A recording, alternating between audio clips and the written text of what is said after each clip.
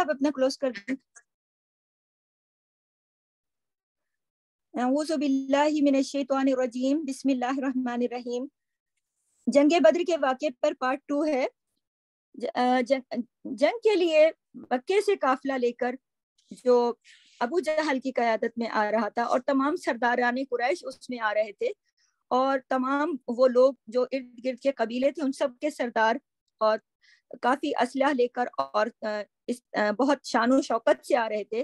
اور اب ان کو یہ یقین تھا کہ ہم لوگ تو جو ہمارا قافلہ سفیان کی قیادت میں آ رہا ہے اس کا رخ تو بدل گیا ہے. اس نے تو مغرب کی طرف پھیر کر ساحل کا راستہ پکڑ لیا تھا اور بدر کا راستہ بالکل چھوڑ دیا تھا, اور ساتھ ہی ایک آدمی کو اجرت دے کر مکہ بھیجا کہ جس قدر ممکن ہو جلدی اطلاع بھی دے دے. تو اس نے وہاں اطلاع بھی دے دی تھی, مکے والوں کو یہ خبر بھی پہنچ گئی تھی. اب تو مکے والے صرف جو تھے وہ آ رہے تھے یہاں پر اپنی شان و شوکت, روب اور دبدبہ مسلمانوں کو دکھانے کے لیے. اور آپ کو یہاں پر میں ایک اضافی چیز بتاتی چلوں کہ جب یہ قافلہ مکے سے نکلا, ہر چھوٹا بڑا اس قافلے میں نکلا, گانے بجانے والیاں نکلی, لوگ نکلے, لڑکے نکلے, لڑکوں کی جو ان کے حسن کے قصیدے پڑھنے والیاں, ان کی جرت کو بڑھانے والے اشعار کہنے والیاں, اور ان کے پیچھے پیچھے گانے والیاں, یہ سب بھی ساتھ نکلی ایک بارات کی شکل میں, گاتے بجاتے ناچتے, اپنے ڈھول ڈھمکے اور اپنے تمام جس طرح گاؤں دیہاتوں کی بارات ہوتی ہے نا, ذہن میں لائیں ذرا, اس طریقے سے یہ لوگ وہاں سے نکلے, اس طریقے سے. تو آپ کو یہ بتا دوں کہ یہ جو باتیں ہیں, یہ جو چیزیں ہیں, اس کا مطلب ہے کہ یہ وہاں سے ہی آئی ہوں گی.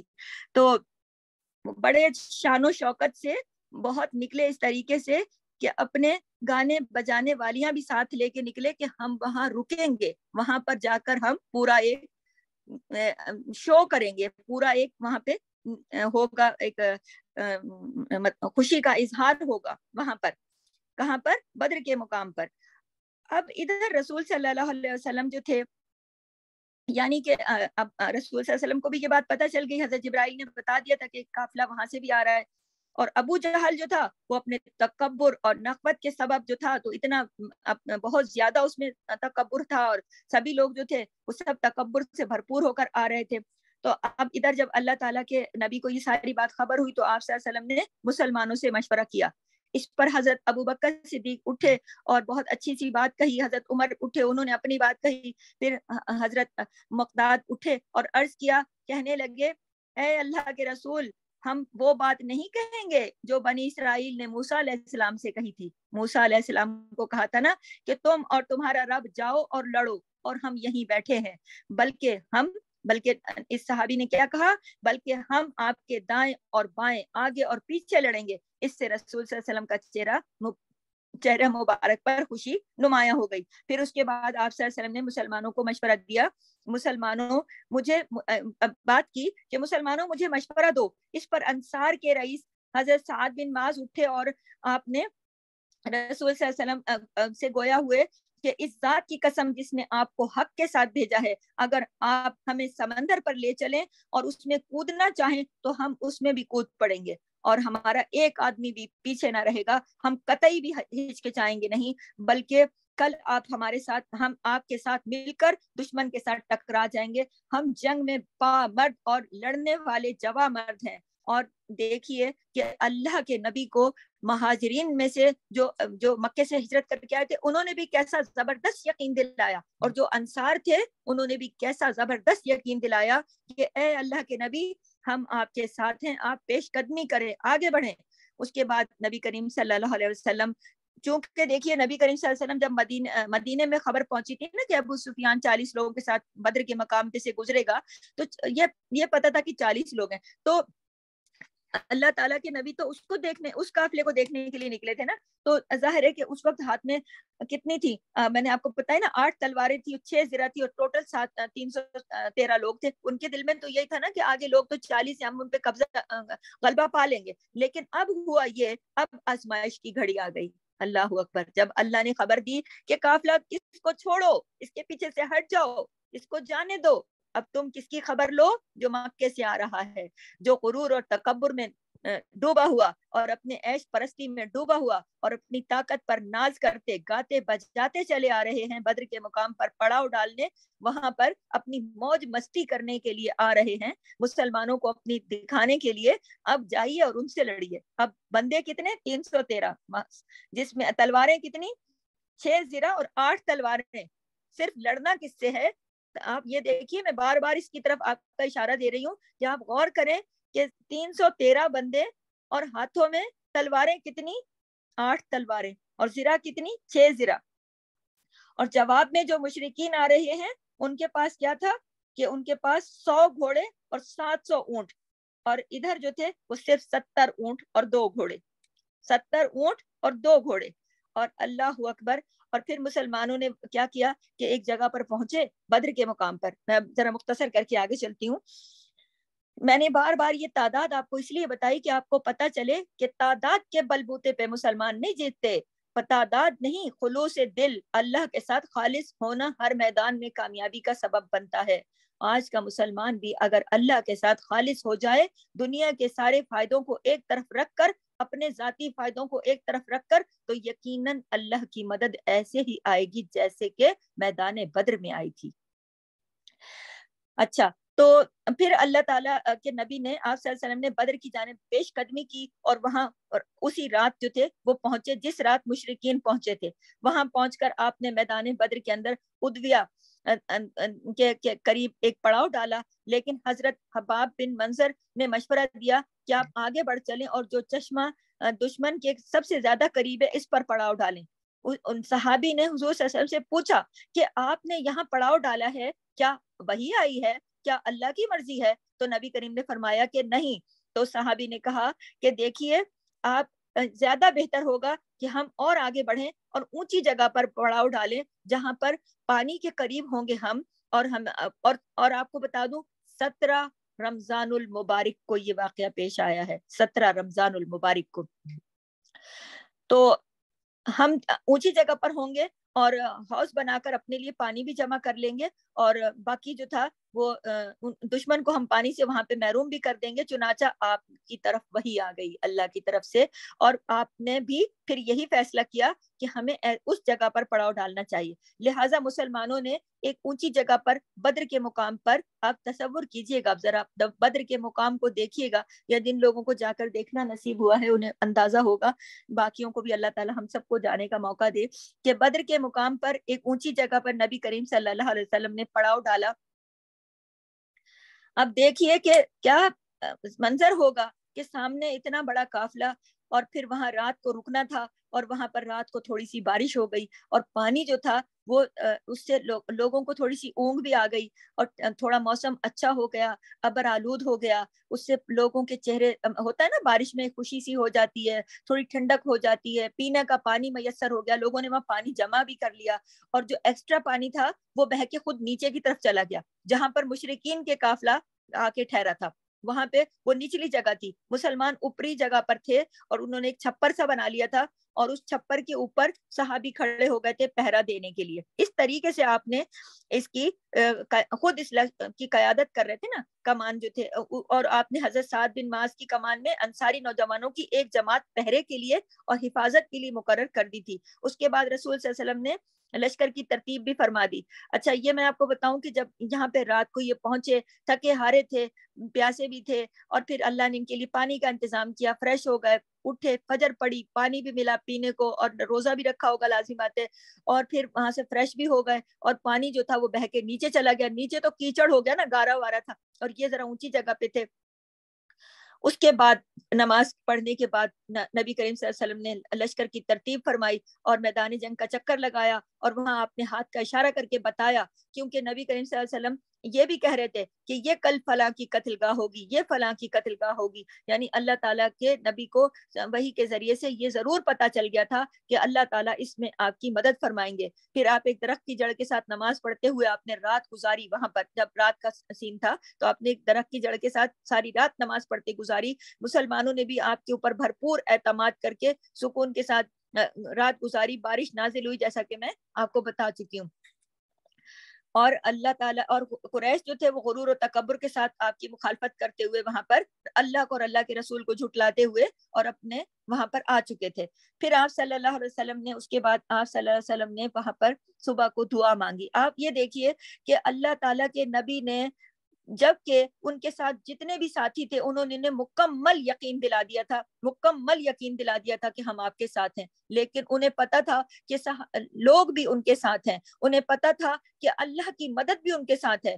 ان کو احساس ہو گیا تھا کہ، اور ان کو وحی بھی آ گئی تھی، ان کو جب آنکھ لگی تھی، اونگ آئی تھی تو انہیں وہی بھی آ گئی تھی، اور انہیں خواب کے اندر سے ایسے بھی دکھا دیا گیا تھا کہ جیسے فتح ان کی ہوگی. لیکن اس تمام عوامل کے باوجود بھی ہمارے نبی نے اللہ سے دعا مانگی، اور اتنی دعا مانگی، اتنی دعا مانگی کہ زاروں قطار روئے اور کہنے لگے، دعا میں گھنٹوں انہوں نے دعا مانگی اور دعا کے لیے ہاتھ بلند کیے اور مانگتے رہے حتیٰ کہ چادر بھی شانوں سے گر پڑی. اتنے تضرع اور خلوص کے ساتھ دعا کی آپ صلی اللہ علیہ وسلم نے کہ چادر کندھوں سے گر گئی. حضرت ابو بکر صدیق جو پاس کھڑے تھے انہوں نے چادر درست کی اور نبی کریم کو اتنی دیر تک دعا مانگتے دیکھ رہے تھے اور خود بھی پریشان ہو رہے تھے اور دعا مانگ رہے تھے. اور اللہ کے نبی دعا کر رہے تھے کہ اے اللہ، اگر آج یہ جماعت ہلاک ہو گئی تو کبھی تیری عبادت نہ کی جائے گی. اے اللہ، اگر تو چاہے تو تو ہمیں فتح دے، ورنہ اگر آج یہ سب ختم ہو گئے، تیرے نام لینے والے مٹھی بھر میرے ساتھی تیرے رضا کی خاطر تیرے نام کو بلند کرنے کے لیے چلے آئے ہیں. اللہ اکبر. صرف تجھ پر بھروسہ اور تجھ پر توکل کر کے آج ہم تیرے حکم سے چلے آئے ہیں اس لشکر کا مقابلہ کرنے. آج تو نے فتح ہمیں نصیب کرنی ہے. اگر تو نے آج ہمیں فتح نصیب نہ کی تو اس دنیا میں تیرا نام لینے والا باقی نہیں رہے گا پھر. اور اگر تو چاہتا ہے کہ تیرے نام لینے والے اور تیرا ذکر کرنے والے اور تیری عبادت کرنے والے باقی رہیں تو پھر آج یہ پہلا مارکا ہے. آج اسلام اور کفر آپس میں ٹکرائیں گے تو آج تو ہمیں فتح اور کامیابی نصیب کرنا. ایسی دعائیں مانگی میرے نبی نے، ایسی دعائیں مانگی اور اتنا روئے، اتنا گڑ گڑائے، اتنا روئے کہ چادر گر گئی کندھوں سے. اور وہ اپنے رب سے اتنے محوے دعا تھے، ذرا تصور کریں کہ رو رہے تھے، آنکھوں سے آنسو رواں دواں تھے اور کوئی ان کو ہوش نہیں تھا. وہ اپنے رب سے ہم کلام تھے دعا کے اندر. حضرت ابو بکر نے اٹھ کر ان کے پیچھے کھڑے سن رہے تھے، دیکھ رہے تھے وہ سارا منظر. انہوں نے چادر درست کی اور آخر کار نبی کریم صلی اللہ علیہ وسلم پر عرض کی، اے اللہ کے رسول، بس فرمائیے، بس فرمائیے. آپ نے اپنے رب سے جی بھر کے دعا فرما لی ہے. دوسری طرف مشرکین کی یہ صورتحال تھی کہ ابو جہل نے اللہ کے فیصلے کی پہلے ہی میں بتا چکی ہوں کہ دعا کر لی تھی کہ اے اللہ، ہم میں سے جو فریق قرابت کو زیادہ کاٹنے والا ہو اور غلط حرکتیں زیادہ کرنے والا ہو، آج تو اس کو توڑ دے. اے اللہ، ہم میں سے جو فریق تیرے نزدیک زیادہ محبوب اور زیادہ پسندیدہ ہے اس کی مدد فرما. اللہ اکبر کبیرہ. آپ یہ دیکھیے کہ قرابت کو ہمارے نبی نے تو نہیں توڑا تھا نا. قرابت کو تو قرابت کا مطلب کیا ہے؟ رشتہ دار. کیونکہ ایسا تھا کہ کسی کا بھائی ادھر آ گیا تھا، کوئی بھتیجا آ گیا تو چچا کافروں میں تھے، کوئی بھانجا آ گیا اس طرف نبی کے ساتھ تو اس کے ماموں ادھر سے اس لشکر میں آ رہے تھے. یعنی ایسا لشکر کبھی شاید ہی کوئی تاریخ میں آمنے سامنے ہوا ہو کہ اپنے سگا بھائی، اگر ایک باپ کے دو بیٹے ہیں تو ایک بیٹا کفار کے ساتھ مل کر لڑنے آ رہا ہے تو ایک بھائی ادھر سے نبی کے ساتھ مل کر لڑنے جا رہا ہے. ایک سگا باپ ادھر سے کفار کے ساتھ آ رہا ہے تو ادھر سے نبی کا ساتھی سگا بیٹا اس پر تلوار اٹھائے کھڑا ہے. ادھر سے ماموں آ رہا ہے، ادھر سے بھانجا کھڑا ہے، ادھر سے بھانجا کھڑا، ادھر سے ماموں، ادھر سے چچا، ادھر سے بھتیجا، ادھر سے، مطلب اتنے قریبی رشتے دار. اتنے، کیونکہ نبی کریم تو مکے سے ہی آئے تھے نا اور مہاجرین بھی مکے سے ہی آئے تھے، تو جو مہاجرین کھڑے تھے ان کے رشتے دار ان پر حملہ آور ہو رہے تھے، ان کی جان لینے کا فیصلہ کر کے آئے تھے. اور ادھر سے نبی کے ساتھی اپنے رب کی رضا کی خاطر، کیونکہ ان کے رشتے داریاں تو تھیں لیکن رشتے داریاں قربان کس پر؟ نبی کی شان پر، اللہ کی فرما برداری کے آگے قربان. وہ بھی تلواریں لیے کھڑے تھے اپنے جان کے نذرانے دینے کے لیے اور اپنے سگے رشتے داروں کی گردنیں کاٹنے کے لیے. باپ بیٹے کی اور بھائی بھائی کی گردن، ماموں بھانجے کی اور چچا بھتیجے کی گردن کاٹنے کے لیے تیار تھا. کیوں؟ اللہ کی رضا کی خاطر. یہ ہوتا ہے مارکا. اس میں کوئی رشتہ داری قرابت داری نہیں دیکھی جا رہی تھی کہ میں اپنے فلاں رشتہ دار کو چھوڑ دوں گا. اس کے بعد آمنا سامنا ہوتا ہے. نبی کریم گھوم کے پورے لشکر کو دیکھتے ہیں, اپنا 313 لوگ. دعا دیکھیں آپ, یہ دیکھیں کہ کوئی اتنے ساز و سامان بھی نہیں, زیادہ گھوڑے بھی نہیں, اونٹ بھی نہیں, تلواریں بھی نہیں, زرہ بھی نہیں, بندے بھی کم, لیکن اللہ پر آسرا, اللہ کا یقین, اور نبی کے ساتھی اتنے اچھے کہ وہ کہتے ہیں کہ ہم ہر حال میں آپ کے لیے لڑیں گے. لیکن اس کے باوجود بھی چاہتے تو کہتے نا کہ اللہ کی مدد تو آ ہی جائے گی, لیکن پھر بھی دعا مانگی, روئے روئے اور گڑ گڑائے. تو کیا آپ نے اور میں نے اس بات سے کچھ سیکھا کہ جب ہم بھی اتنی دعا مانگتے ہیں, جب ہمیں لوگ یقین دلا دیں ہم آپ کے ساتھ ہیں, جب اللہ بھی یقین دلا دے ہم آپ کے ساتھ ہیں, اس کے باوجود بھی دعا مانگی, تو آپ کو پتہ چلا یہاں پہ دعا کی اہمیت کہ ایسے موقع, اور نبی کریم صلی اللہ علیہ وسلم خود موجود ہیں اور اللہ کے حکم سے ہو رہی ہے لڑائی, تو پھر کیا مدد نہ آتی؟ مدد تو آنی تھی نا. لیکن اس کے باوجود بھی نبی کریم نے دعا مانگی, اور اتنی زیادہ دعا مانگی, اور اتنے تضرع کے ساتھ دعا مانگی, اور اتنی طویل دعا مانگی کہ چادر شانوں سے گر گئی. اللہ اکبر. تو اور یہ دیکھیے کہ ہمیں بھی پھر دعا کثرت سے مانگنی چاہیے.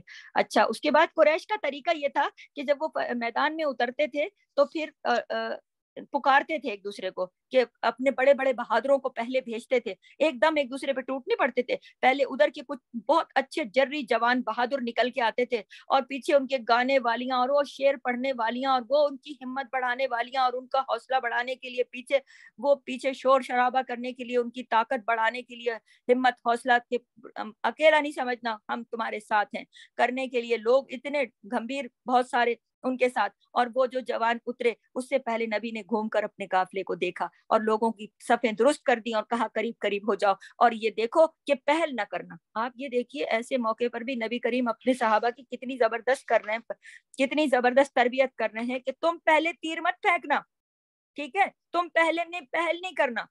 آپ یہ دیکھیے کہ وہ ان کی جان لینے آئے ہوئے, اور ادھر والوں کو کہا جا رہا ہے تم پہل نہیں کرنا.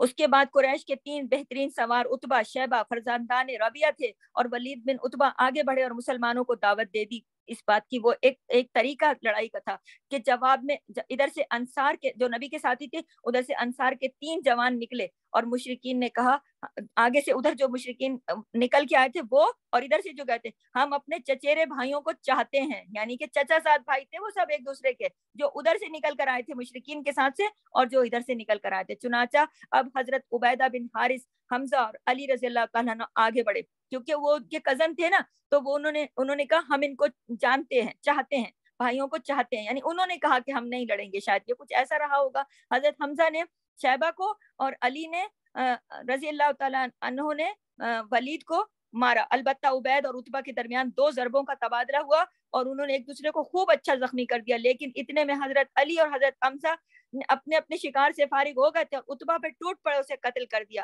اور عبیدہ کو اٹھا کر نبی پاک صلی اللہ علیہ وسلم کے پاس واپس لے کر آئے. ان کا پاؤں کٹ گیا تھا دراصل, اور یہ اسی سفر میں مدینے واپسی پر انتقال کر گئے تھے. تو جب یہ نتیجہ مشرکین نے دیکھا, مبارزت کہلاتا ہے یہ عمل, کہ ادھر والے لوگ بھی آ کے چلاتے ہیں کہ آؤ نکالو اپنے جو سب سے بہترین تمہارے لڑاکا جنگجو ہیں, نکالو ان کو باہر, اپنے بہادروں کو. اور ادھر والے چلاتے ہیں ہم جیسا بہادر تو کوئی ہے نہیں, اور پیچھے ان کی تعریفیں کرنے والے کہتے ہیں کہ یہ دیکھو نکلے ہمارے بہادر جوان, اب کوئی ہے تو حوصلہ, کوئی کسی کی ہے ہمت کہ کوئی ان سے لڑکے دکھائے. تو پھر لڑنے والے بھی نکلے, اور ایک ہی بار میں تمام کیا قصہ ان کا, اور پلٹ کے آئے واپس. تو جب مشرکین نے یہ دیکھا نتیجہ, اب تو ان کے غصے قابو میں نہیں رہ گئے. اب تو انہوں نے کہا مسلمانوں کی صفوں پر ٹوٹ پڑو, بس حشر نشر کر دو, اور مرد واحد کی طرح ایک دم حملہ کر دیا. لیکن مسلمان جو تھے, نبی نے فرما دیا تھا اپنی جگہ پر جمے رہنا, پیچھے بھاگنا نہیں اور پہل نہ کرنا. 2 باتیں سمجھا دی تھی نا, کہ اپنی جگہ پر جمے رہنا, مسلمان جمے رہے اور اپنا دفاع کرتے رہے, اور احد پکارتے رہے. ادھر رسول صلی اللہ علیہ وسلم کو جھپکی سی آئی, اس میں ان کو احساس ہوا کہ اللہ تعالیٰ ان کو ایک وحی نازل ہوتی تھی نا, ایک دم ان کو احساس ہوا کہ ایک جبرائیل علیہ السلام اپنی گھوڑے کی لگام تھامے آگے آگے چل رہے ہیں. اس طرح انہوں نے دیکھا کہ فرشتوں کی مدد آ گئی, اور جو اللہ تعالیٰ نے فرشتے اتارے آپ صلی اللہ علیہ وسلم اٹھے, آگے بڑھے, اور آپ نے ایک مٹھی لے کر کنکریوں کی ان کی طرف پھینک دی. ایسا لگا کہ ان کی ہر بندے کی طرف وہ چلی گئی ہو. تو جب آپ نے پھینکا تھا, دراصل در حقیقت آپ نے پھینکا نہیں, یہ اللہ نے یہ مٹی کی مٹھی بھر کے جو پھینکوائی تھی, یہ اللہ نے پھینکوائی تھی. پھر رسول صلی اللہ علیہ وسلم نے مسلمانوں کو مشرکین پر حملے کا حکم دے دیا. اس سے پہلے تو مسلمان جو تھے وہ دفاع کر رہے تھے, خود بچ رہے تھے ان سے. اس کے بعد جیسی مٹھی بھر کے مٹی کی پھینکی, اللہ کی مدد آئی. اللہ تعالیٰ نے یقین دلایا وحی کے ذریعے, آ گئے ہیں فرشتے تمہاری مدد کے لیے, اٹھو محمد صلی اللہ علیہ وسلم, ٹوٹ پڑو ان کے اوپر. پھر رسول صلی اللہ علیہ وسلم نے مشرکین کے اوپر حملہ کرنے کا حکم دے دیا, اور جنگ کی جس طرح سے ترتیب دی ہوئی تھی, پہلے سے ترغیب دی ہوئی تھی, اس کے مطابق جنگ شروع ہو گئی. مسلمان جو تھے وہ بہت ہی جوش اور شباب کے ساتھ ایسا جہاد لڑے کہ دنیا دیکھتی رہ گئی. چڑھ دوڑے ان کے اوپر, جوش و خروش اتنا زیادہ تھا کہ رسول صلی اللہ علیہ وسلم بنفس نفیس ان کے درمیان موجود تھے, اور آگے بڑھ بڑھ کر سب سے آگے بڑھ کر لڑ رہے تھے. چنانچہ وہ صفوں کی صفیں درہم برہم ہو گئیں, گردنیں کٹنے لگیں, فرشتوں کی مدد آ گئی, اور مشرکین کی گردنیں ادھر سے ادھر, اور فرشتے جو تھے وہ مارتے تھے, ان کے جوڑوں پہ ضرب لگاتے تھے, ہڈیوں کے جوڑوں پہ ضرب لگاتے تھے. چنانچہ آدمی کا سر کٹ کر گرتا تھا اور پتہ نہ چلتا تھا کس نے مارا ہے, اور آدمی کا ہاتھ کٹ کر گرتا تھا, پتہ نہ چلتا کس نے کاٹا ہے. ادھر کے ادھر ایک دم جنگ کی کایا پلٹ گئی, فرشتے اترے اور دھرم بھرم کر دیا سارا. مشرکین کا سارا غرور اللہ تعالیٰ نے خاک میں ملا دیا, گردنیں کاٹ دی گئی, ہاتھ کاٹ دیے گئے. ایسی ایسی چوٹیں ماری ان کی ہڈیوں کے اوپر کہ جس کو ایک چوٹ لگتی تھی دکھتا نہیں تھا مارتا کون ہے, اور اتنی بری طرح جا کے گرتے تھے کہ لوٹ پوٹ ہو جاتے تھے. یوں مشرکین پر شکست نازل ہو گئی, اور اللہ نے, اور انہوں نے بھاگ جانا ہی بہتر سمجھا. مشرکین نے, اب مشرکین میں لڑنے کی طاقت نہیں تھی, انہوں نے سوچا اب تو جان بچا کے واپس بھاگو, اور راہ فرار اختیار کی. مسلمانوں نے پیچھا کرنے کی کوشش کی, لیکن اللہ تعالیٰ کے نبی نے ان کو پیچھے جانے سے منع کر دیا, بلکہ یہ کہا کہ جو کچھ ہاتھ میں آئے تھے ان کو قید کر لیا. کچھ لوگوں کو اس میں سے قتل کے لیے بھی اللہ کے نبی نے حکم دیا قتل کا بھی, اور باقی سب کو قید کر لیا گیا. اور ابو جہل جو تھا نا, ابو جہل ایک ایسے گروہ میں تھا کہ جنہوں نے اپنی گرد اپنی تلواریں اور نیزوں کی باڑ بنا کے رکھی تھی, ایسے اپنے ساتھ محافظ لے کے کھڑا تھا. ادھر مسلمانوں کی صف میں حضرت عبد الرحمن بن عوف کے ارد گرد 2 انصاری جوان تھے, بالکل کم عمر لڑکے تھے, پتلے دبلے لڑکے تھے, جن کی موجودگی سے وہ مطمئن نہ تھے. اتنے میں ایک نے اپنے ساتھی سے چھپا کر ان سے کہا, چچا جان مجھے ابو جہل بتا دیجئے کون ہے, ذرا میں دیکھنا چاہتا ہوں. تو انہوں نے کہا اسے کیا کرو گے تم؟ اس نے کہا مجھے بتایا گیا ہے کہ رسول صلی اللہ علیہ وسلم کو گالی دیتا ہے. آج میں اس کو اللہ کی ذات کی قسم کہ جس کے ہاتھ میں میری جان ہے, اگر میں نے اس کو دیکھ لیا تو میرا وجود اس کے وجود سے اس وقت تک جدا نہیں ہوگا جب تک میں اسے ختم نہ کر دوں. جس کی موت پہلے آ جائے, چاہے وہ مرے یا میں, لیکن اسے چھوڑوں گا نہیں, کیونکہ اس نے میرے نبی کو گالی دی ہے. اور اتنے میں دوسرے نے بھی یہی بات کی. اس کے بعد جیسی ہی صفیں پھٹ گئیں تو عبد الرحمن بن عوف نے دیکھا کہ ابو جہل چکر کاٹ رہا ہے. انہوں نے دونوں کو اسے دکھا دیا کہ وہ رہا ابو جہل جو نبی کو گالی دیتا. دونوں جھپٹ پڑے اور تلواریں مار کر قتل کر دیا. ایک نے پنڈلی پر ضرب لگائی اور اس کا پاؤں اڑ گیا. جیسے ہی آگے بڑھا دوسرے نے اس کو زخمی بری طرح کر دیا, اور اس حال میں چھوڑا کہ صرف سانس ہی آ رہی تھی. اس کے بعد دونوں رسول صلی اللہ علیہ وسلم کے پاس آئے, اور دونوں نے یہ دعویٰ کیا کہ میں نے اس کو قتل کیا اور میں نے اس کو قتل کیا, جبکہ ان کو فرشتوں کی مدد حاصل تھی. تو آپ یہ دیکھیے, یہ دونوں نوجوان جو تھے ان میں سے افرا کے صاحبزادے معاذ اور معوذ تھے. معوذ تو اسی غزوے میں شہید ہوئے, البتہ معاذ حضرت عثمان کے دور خلافت تک باقی رہے, اور رسول صلی اللہ علیہ وسلم نے ابو جہل کا سامان جو تھا وہ غنیمت کے طور پر بھی انہی کو دیا. اب یہ دیکھیے کہ مارکا ختم ہو گیا تو لوگ ابو جہل کی تلاش میں, ان کے ساتھی نکلے, ابو جہل کدھر گئے؟ حضرت عبداللہ بن مسعود نے اسے دیکھا تو پڑا ہوا تھا زمین پر, صرف سانس ہی چل رہی تھی. انہوں نے اس کی گردن پر پاؤں رکھا, جو مکے میں بڑی اپنے آپ کو بہت بڑی چیز سمجھتا تھا نا, آج پڑا تھا زمین پر, پاؤں رکھا ابو جہل کی گردن پر حضرت عبداللہ بن مسعود نے, اور کہا کاٹنے کے لیے, سر کاٹنے کے لیے داڑھی پکڑی اور فرمایا اے اللہ کے دشمن, آخر اللہ نے تجھے رسوا کیا نا, رسوا کیا. تو اس نے کہا مجھے کہے کی رسوائی؟ دیکھیے غرور اور تکبر دیکھیے کہ آخری دم تک کہ جس شخص کو تم نے قتل کیا ہے اس سے اوپر بھی کوئی آدمی ہے, یعنی کہ تم ایک ایسے آدمی کو قتل کر رہے ہو جو کہ بہت بڑا سردار ہے. اپنی سرداری کا زوم دیکھیے. خیر ان کو قتل کر دیا گیا, سر جسم سے کاٹ کر الگ کر دیا گیا, اور سب کو ایک بدر کے ایک مقام پر ایک کنویں میں پھینک دیا, ان سارے کافروں کو. اور نبی کریم صلی اللہ علیہ وسلم کو اس مارکے میں اللہ تعالیٰ نے کامیابی اور فتح نصیب کی, اور ابو جہل جو تھے ان کو اور ان کے باقی جتنے بھی لوگ تھے ان جو شہید ہوئے، 70 سردار شہید ہوئے، شہید مسلمانوں کی 14 لوگ شہید ہوئے، ان کے 70 سردار مارے گئے، عبرت کا نشان بنے، جو مسلمانوں پر چڑھائی کرنے آئے تھے وہ، اور 70 قیدی بنے، اور بہت سارا مال غنیمت ہاتھ آیا۔ یہ یوم الفرقان کا دن تھا، یہ فیصلے کا دن تھا، یہ مارکا کفر اور ایمان کا مارکا تھا۔ اس میں ہر آدمی نے اپنے خاص لوگوں سے جھگڑا کیا، یعنی لڑائی لڑی، اپنے چچا سے بھتیجوں نے، باپ سے بیٹے نے، بھائی نے اپنے بھائی کو مارا، قرابت داروں نے اپنے قریب ترین لوگوں سے جنگ کی، حضرت عمر نے اپنے ماموں عاص بن حشام کو قتل کیا، حضرت ابو بکر نے اپنے بیٹے عبد الرحمن کا مقابلہ کیا، اور مسلمانوں نے نبی صلی اللہ علیہ وسلم کے چچا حضرت عباس کو قید کیا، پکڑ کے لائے۔ یوں قرابت کے تعلقات کٹ گئے۔ اللہ نے کلمہ ایمان کا بلند کیا، اور کلمہ کفر کو، باطل کو اللہ تعالیٰ نے شکست نصیب کی۔ اس طرح اس دن کا نام یوم الفرقان پڑ گیا، یعنی بدر کا دن، 17 رمضان المبارک کا دن یوم الفرقان کا دن تھا۔ اور جو اس میں لوگ قید کیے گئے، مشرکین کے 70 آدمی مارے گئے، 70 قید ہوئے۔ مرنے والوں میں زیادہ تر جو تھے وہ ان کے سر کٹے ہوئے تھے۔ ان میں سے 24 سرداروں کی لاشیں کھینچ کر بدر کے ایک مقام کے گندے خبیث کنویں میں پھینک دیے گئے۔ رسول صلی اللہ علیہ وسلم نے 3 روز بدر میں قیام فرمایا۔ اس کے بعد جب واپسی کے لیے تیار ہوئے تو اس کنویں کی منڈیر پر آ کر نبی کریم کھڑے ہوئے اور ان سرداروں کا نام لے لے کر پکارا، اے فلاں کے بیٹے، اے فلاں کے بیٹے، کیا تمہیں یہ بات اچھی لگتی ہے کہ تم نے اللہ اور اس کے رسول کی اطاعت کی ہوتی، کیونکہ ہم سے ہمارے رب نے جو وعدہ کیا تھا اسے ہم نے برحق پایا۔ کیا وعدہ کیا تھا رب نے کہا تھا جو میرے نام کی بلندی کی خاطر لڑے گا میں اس کی مدد کروں گا، تو کی نا اللہ نے اپنا وعدہ سچ کر دکھایا۔ تو نبی کریم نے کنویں کی منڈیر پہ کھڑے ہو کے کافروں کی لاشوں کو اس میں جو پڑی ہوئی تھی کنویں میں اوندھے منہ ان سے خطاب کیا اور کہا کہ دیکھا تم نے کیسے ہمارے رب نے اپنا وعدہ سچ کر دکھایا۔ حضرت عمر نے کہا، اے اللہ کے رسول، آپ ایسے جسموں سے جو کہ ان کی گردنیں بھی کٹ چکی ہیں، روح ان میں نہیں ہے، آپ ان سے باتیں کر رہے ہیں، تو کیا یہ سن رہے ہیں؟ تو نبی کریم نے کہا، یہ تم سے زیادہ بہتر سن رہے ہیں۔ جب اس مارکے کی خبر جیسے مسلمانوں کو فتح ہوئی تھی، جب اس مارکے کی خبر مکے میں پہنچی تو بھگدڑ مچ گئی کہ کسی کا باپ مارا گیا، کسی کا بیٹا مارا گیا، کسی کا کوئی عزیز ترین، 70 لوگ شہید، 70 لوگ کافر مارے گئے، 70 قید ہوئے، اور مال غنیمت اور بے انتہا لوگ زخمی ہوئے، اور جو فرشتوں نے چوٹیں ماری ہوں گی، پھر آپ یہ دیکھیں کہ کیسی زبردست چوٹیں ماری ہوں گی، اور لوگ بکھر گئے، ادھر ادھر بھاگ گئے اپنی جانیں بچا کر۔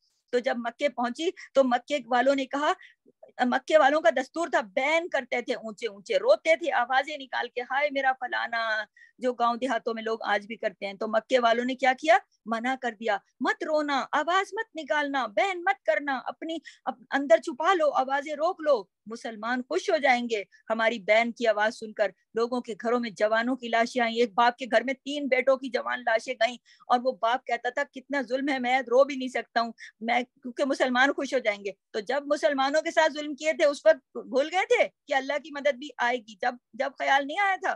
تو جب اللہ تعالیٰ نے اپنے نبی کی اور ان کے ساتھیوں کی مدد کی تو لگ پتا گیا، تو رسول صلی اللہ علیہ وسلم 3 دن بدر میں رہے۔ اس کے بعد رسول صلی اللہ علیہ وسلم نے مدینے کی راہ لی۔ اچھا، ایک خاص بات یہاں پر اور بھی بتا دوں کہ نبی کریم صلی اللہ علیہ وسلم نے حضرت عثمان کو اس میں شریک ہونے سے منع کر دیا تھا، وہ نہیں آ سکے تھے۔ منع کیا کر دیا تھا؟ بلکہ ان کی زوجہ بیمار تھی اور قریب المرگ تھی، بستر مرگ پہ تھیں، یہ بھی پتا تھا کہ زندہ نہیں بچیں گی، اور نبی کریم کی بیٹی تھی وہ۔